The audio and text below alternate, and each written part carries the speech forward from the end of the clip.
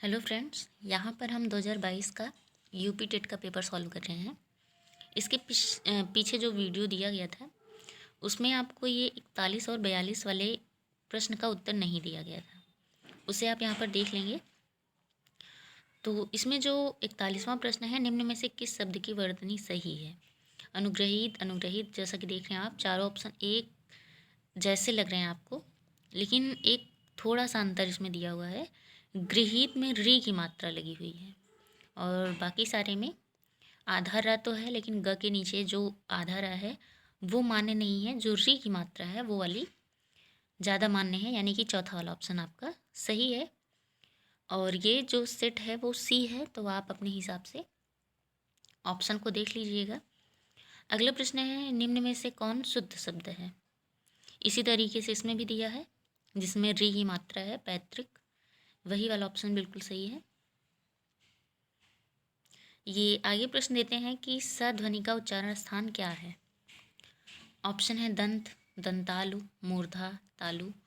तो दंतालु तो कोई चीज़ है नहीं, मूर्धा है, दंत है, तालु है। तो आपको इस सूत्र याद होगा जिसमें कहा गया है इचु यसा नाम तालु, यानी कि ई च वर्ग और दंत तालु सा, ये जो है इचु यसा नाम तालु, यानी कि तालु से इसका उच्चारण स्थान होता है। अगला प्रश्न है, अत्यंत शब्द में प्रयुक्त उपसर्ग है अत, अत्य, अ और अति। तो यहाँ पर दूसरा वाला सही है, यानी कि अति में, अत्यंत में जो है अति उपसर्ग है। अगला प्रश्न है, उपत्यका का अर्थ है सूर्य जिस पर्वत के पीछे से निकलता है, पर्वत के पास की भूमि, पर्वत का शिखर, प्राणियों के पेट का एक अंग। तो यहाँ पर जो है दूसरा वाला ऑप्शन, यानी कि पर्वत के पास की भूमि सही हो जाएगा। पर्वत के शिखर को चोटी कहते हैं। 46वां है, इनमें से कौन मौखिक अभिव्यक्ति का रूप है? शुद्धवर्तनी है, शुद्धलेख है, आशुभाषण है, सुलेख है। तो यहाँ पर दूसरा वाला ऑप्शन सही है, आशुभाषण जो है इसमें मौखिक अभिव्यक्ति का मतलब होता है बोल करके, तो दूसरा वाला सही हो जाएगा। अगला प्रश्न, हिंदी भाषा की बोलियाँ हैं 15 है, 22 है, 25 है, 18 है। तो हिंदी भाषा की जो बोलियाँ हैं वो 18 हैं, यानी कि तीसरा वाला ऑप्शन सही है। इसके बाद ये देखिए, सामाजिक, सामाजिक में मूल शब्द और प्रत्यय है। आप यहाँ पर देख रहे हैं कैसे समाजधनिक, समाजधनिक, साधनमाजिक, सामाधनजिक।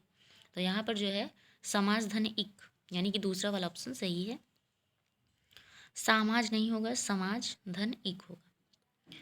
अगला प्रश्न आता है, तद्भव पत्रिका के संपादक कौन थे? लीलाधर जगूड़ी, अखिलेश, हरि प्रकाश उपाध्याय, विश्वनाथ प्रसाद तिवारी। तो तद्भव पत्रिका के संपादक अखिलेश हैं, जो कि लखनऊ से इन्होंने इस पत्रिका का संपादन किया था। फिर प्रश्न है, 12 बरस ले कुकुर जिए और 13 ले जिए सियार, यह पंक्ति किसकी है? तो यह पंक्ति जो है जगनिक की है। अगला प्रश्न है, अकाल का पर्यायवाची शब्द है दुर्भिक्ष, अपरिहार्य, अंधियारा और अक्षत। तो यहाँ पर जो है अकाल का पर्यायवाची दुर्भिक्ष हो जाएगा। फिर अगला प्रश्न आता है, इनमें से कौन सा वाक्य मिश्र वाक्य है? अध्यापकों के सम्मुख छात्र पढ़ते हैं, इसमें नहीं है। क्या अध्यापकों के सम्मुख छात्र पढ़ते हैं? इसमें भी नहीं है। अध्यापक देखते हैं कि छात्र पढ़ते हैं, इसमें जो है तीसरा वाला ऑप्शन सही है और चौथा वाला भी नहीं है। फिर तीसरा प्रश्न है, जिसकी पूरी से कोई आशा न की गई हो, इसके लिए एक शब्द है। अनाहूत है, प्रत्याशा है, अपरिमेय है, अप्रत्याशित है। तो जिसकी पूरी से कोई आशा ना हो उसके लिए अप्रत्याशित, यानी कि चौथा वाला ऑप्शन सही हो जाएगा। मुझसे उठा नहीं गया, वाक्य में वाच्य है, कृतवाच्य, कर्मवाच्य, भाववाच्य। तो मुझसे उठा नहीं गया, इसमें जो है भाववाच्य है। ठीक। अगला प्रश्न है, निष्कपट शब्द का संधि विच्छेद है निधन कपट, निधन कपट, निधन कपट, निधन कपट। तो यहाँ पर जो है निधन कपट, यानी कि विसर्ग संधि है, पहला वाला ऑप्शन आपका सही है। इस देश में हिंदी भाषा का प्रयोग लिखने एवं बोलने में किया जाता है, यानी कि कौन सा देश है हमारे भारत के अलावा भी जहाँ पर हिंदी का प्रयोग लिखने और बोलने के लिए करते हैं? ऑस्ट्रेलिया में नहीं है, पाकिस्तान में भी नहीं है, दक्षिण अमेरिका में भी नहीं है, मॉरिशस में होता है। फिर है, सूरसागर किस भाषा की रचना है? अवधी, छत्तीसगढ़ी, बुंदेली और ब्रज। तो सूरसागर जो है सूरदास की रचना है, जो कि ब्रज भाषा में है। इनकी रचना सूरसागर, साहित्य लहरी आदि रचनाएं हैं। अगला है, वीरों का कैसा हो वसंत किसने लिखा है? तो यहाँ पर जो है सुमित्रा कुमारी चौहान, रामधारी सिंह दिनकर, माखनलाल चतुर्वेदी और सुभद्रा कुमारी चौहान। इनमें से जो है डी वाला ऑप्शन यानी कि सुभद्रा कुमारी चौहान सही है। 59वां है आपका, क्षेत्रीय में कौन सा विशेषण है? गुणवाचक है, सार्वनामिक है, संख्यावाचक है या परिमाण बोधक है? तो इसमें थोड़ी सी कन्फ्यूजन होगी गुणवाचक और सार्वनामिक में। देखते हैं आयोग की तरफ से आज जब आंसर किया है ये तो उसमें क्या बताया जाएगा। और अगला है चौराहा शब्द में समास है, कर्मधारय समास है, अव्ययी भाव समास है या द्विगु समास है? तो यहाँ पर जो है चौराहे में द्विगु समास होगा, ये आप सबको पता है। अगला है बाह्य प्रयत्नों के आधार पर इनकी बाह्य प्रयत्नों की संख्या कितनी है? 2 है, 8 है, 11 है, 5 है? तो बाह्य प्रयत्नों की संख्या जो है वो 11 है, अभ्यंतर प्रयत्न की जो है 5 है। तो आप उसमें देखेंगे तो आपको संवार, विवार, नाद, घोष ऐसे करके ढेर सारे मिलेंगे, आप संस्कृत की बुक में देखिएगा। 62वां प्रश्न है मनोरथ उदाहरण है, यानी कि मनोरथ जो है किस संधि का उदाहरण है? स्वसंधि, प्रकृति भाव संधि, विसर्ग संधि या व्यंजन संधि? तो मना धन रथ ये जो है विसर्ग संधि का उदाहरण है। ठीक। अगला है दान के कर्म के द्वारा कर्ता को संतुष्ट करने वाला संप्रदान कारक का सूत्र है। तो कर्मणा यम अभिप्रैति सह संप्रदानम, यानी कि चौथा वाला ऑप्शन आपका सही है। अगला है अंतस्थ वर्ण है, अंतस्थ वर्ण यानी कि यण, य वाला जो है अंतस्थ वर्ण है। मुझे संस्कृत अच्छी लगती है, इसमें संस्कृत में अनुवाद करना है तो मैं हम संस्कृतम रोचते, यानी कि तीसरा वाला ऑप्शन सही है। फिर शिशु मोदकाय रोदिति, इसमें जो है चौथा वाला ऑप्शन तादर्थे चतुर्थी वाच्या का, ये वाला सही है। उच्चय उदाहरण है अलिंग का, ये जो है अलिंग का उदाहरण है। ऊष्म वर्णों का बोधक प्रत्याहार है, सल है। पठानी रूप है, पट धातु लोट लकार उत्तम पुरुष एक वचन, यानी कि तीसरा। छ जो है ये का और स से मिलकर बना है। अट प्रत्याहार के वर्ण जो हैं उसमें स्वर और है व र, यानी कि पहला वाला सही है। कारक में यदि प्रकृति है क्री तो प्रत्यय है अड़ुल, यानी कि तीसरा वाला सही है। अव्ययी भाव समास का उदाहरण है अधिहरि, अधि जो है अव्ययी भाव है और हरि जो है एक शब्द है। चतुर्वीर सहस्त्र संहिता के नाम से कौन विख्यात है? तो रामायण और महाभारत। अब इसमें देखा जाएगा कि कौन सा ऑप्शन सही है। इनमें से कौन संयुक्त व्यंजन है? तो चौथा वाला यानी कि ज्ञ जो है संयुक्त व्यंजन है। अगला है मैं ऐसा मानता हूँ, इसमें चौथा ऑप्शन अहम एवं मन्ये, मैं बाजार जाता हूँ, अहम आपणम गच्छामि। पच धातु का त प्रत्यय लगकर रूप बनेगा पक्वा, यानी कि चौथा। पंचनवति संख्या है 95, आपको ये संख्या बनाना पता होगा कि नवति यानी कि 9 आगे ले जाएंगे, पंच जो है पीछे ले जाएंगे, तो ये 95 बन जाएगा। अव्यय शब्द समूह है सर्वत्र अधुना उपरि, यानी तीसरा। संस्कृत साहित्य में किस कवि की रचना को विद्वौसधम कहा गया है? तो श्रीहर्ष की रचना को विद्वौसधम कहा गया है। अगला प्रश्न आता है श्रीपदस्थ अन्यार्थ का, आपको यहाँ पे एक पैसेज मिला होगा उसमें से आपको उत्तर निकालना रहा होगा, तो यहाँ पर जो है श्रृंगाला सही है। गद्य खंडे कया प्रश्न पृच्छते, तो जो लक्ष्मी जी हैं वो पार्वती से प्रश्न पूछ रही थी।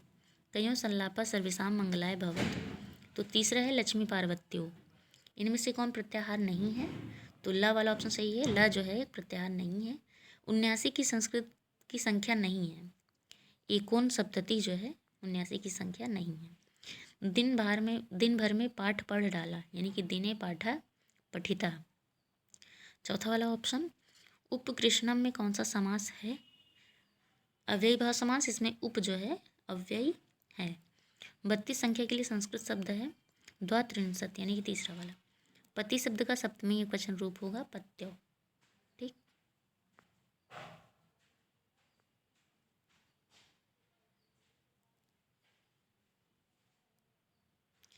उसके बाद यहाँ पर मैथ में जो है सिर्फ आपको उत्तर बताया जाएगा। 91 का जो है इसमें आपका दूसरा वाला सही हो जाएगा, और 92 में जो है दूसरा ही सही है, यानी कि मंगलवार। 93 पहला सही है 11/64।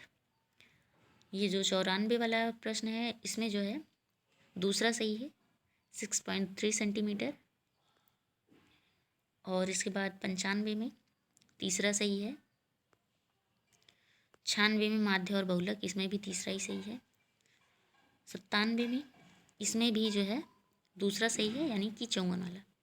98 यहाँ पर देखिए लगा के बताया गया है, n-2 इंटू 180, फिर 3 गुणे 180, 18 अतिरिक्त 54, ऐसे करके दूसरा वाला ऑप्शन आपका सही हो जाएगा। ये 99 वाला, इसमें जो है पहला ऑप्शन सही है 21 मीटर। फिर 100 वाले में 30 दिन, यानी कि तीसरा वाला। 101 में 7/330, यानी कि पहला वाला। 102 में तीसरा वाला सही है। अगले में पहला वाला सही है 6, यानी कि 6 सही 2/3 सेंटीमीटर, ये वाला सही हो जाएगा। और अगले में चौथा वाला ऑप्शन सही है। फिर पाई एक अपरिमेय संख्या है, ये सही हो जाएगा। और यहाँ पर जो है 1/25। और अगले में 96, यानी कि तीसरा। 50 से छोटे धन पूर्णांकों में भाज्यों की संख्या 15 होती है। अगर यहीं पे 100 पूछा होता तो वहाँ पे जो है 25 हो जाती है। ठीक, यानी कि वहाँ पे चौथा वाला ऑप्शन सही है। अगला जो प्रश्न है इसमें जो है 14/5, यानी कि तीसरा वाला ऑप्शन सही है। उसके अगले में जो है 4 सेंटीमीटर। फिर यहाँ पर जो है 33 सही 1/3% की हानि हुई है, यानी कि चौथा वाला ऑप्शन। अगले में अगर इस संख्या को आप 12 से भाग देंगे तो शेषफल जो है 4 बचेगा। फिर अगला आता है, यहाँ पे इकाई अंक आपको निकालना पता होगा, जैसे 8 × 48, फिर 8 से 9 का गुणा करेंगे, 9 × 72, फिर 2 से 2 बचेगा, 2 दूनी 4, यानी कि दूसरा वाला ऑप्शन चौथा जो 4 अंक है वो सही है, यानी कि दूसरा ऑप्शन। फिर दिए गए आंकड़ों का जो माध्य निकालना है उसमें जो है 4.5, यानी कि दूसरा ही सही है। सांख्यिकी में विचरण का विश्लेषण नामक विधि का मुख्य श्रेय जो है R.A. फिशर को जाता है। और 116 में जो ये दिया हुआ है यहाँ पर जो है दूसरा वाला ऑप्शन सही है, यानी कि DEF का क्षेत्रफल 1/4 त्रिभुज ABC का क्षेत्रफल। ठीक, अगला प्रश्न जो है इसमें AGH ये वाला सही है।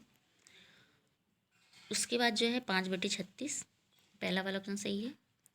उसके बाद 20वीं सदी के स्वशिक्षित भारतीय गणितीय प्रतिभावान श्रीनिवास रामानुजन थे, तीसरा वाला ऑप्शन। और सबसे लास्ट में मैथ का सवाल है, इसमें जो आप पूरा अच्छे से निकालेंगे तो 200 मीटर स्क्वायर आपका उत्तर बनेगा। ठीक, यानी कि पहला वाला ऑप्शन सही है। इसके बाद आता है आपका पर्यावरण। इसमें पूछा है कि सर्वाधिक जैव विविधता पाई जाती है दोरांग घाटी, शांत घाटी, सुरमा घाटी, फूलों की घाटी। तो यहाँ पर जो है पहला वाला ऑप्शन सही है, यानी कि फूलों की घाटी में सर्वाधिक जैव विविधता पाई जाती है। 122 में जो है LPG के संदर्भ में क्या असत्य है? तो एक स्वच्छ ईंधन और मीथेन उत्सर्जन करने वाला, इन्हीं दोनों क्वेश्चन में थोड़ा कन्फ्यूजन है, देखते हैं उत्तर क्या बन के आता है। अगला प्रश्न, पारिस्थितिक तंत्र के घटक हैं उत्पादक, उपभोक्ता व अपघटक, यानी कि दूसरा वाला ऑप्शन सही है। मकर रेखा है 23.5 डिग्री साउथ, तीसरा ऑप्शन। इकोसिस्टम शब्द का प्रयोग सर्वप्रथम किसने किया? Doctor A.G. टांसले ने, यानी कि चौथा ऑप्शन। इनमें से कहाँ आर्सेनिक द्वारा जल प्रदूषण सर्वाधिक है? तो दूसरा वाला ऑप्शन, पश्चिम बंगाल में आर्सेनिक द्वारा जल प्रदूषण अधिक है। भारत में पश्चिमी घाट के जो दक्कन शुष्क हैं उन्हें वो किस वजह से है? तो यहाँ पर तीसरा वाला ऑप्शन सही हो जाएगा, रेन शैडो के प्रभाव के कारण वहाँ पर दक्कन जो है शुष्क है। अगला, वन्य जीव सुरक्षा अधिनियम पारित किया गया 1972 में। वायुमंडल की जो ऊपरी सीमा पर प्रति इकाई क्षेत्र में प्राप्त होने वाली सौर विकिरण कहलाती है सौर स्थिरांक, यानी कि तीसरा वाला। किस देश के संविधान में मौलिक कर्तव्य लिया गया है? USSR, यानी कि रूस से। और 131वां है, घास भूमि क्षेत्र के परितंत्र की खाद्य श्रृंखला में सबसे उच्च स्तर का उपभोक्ता है मांसाहारी। ठीक, बाय।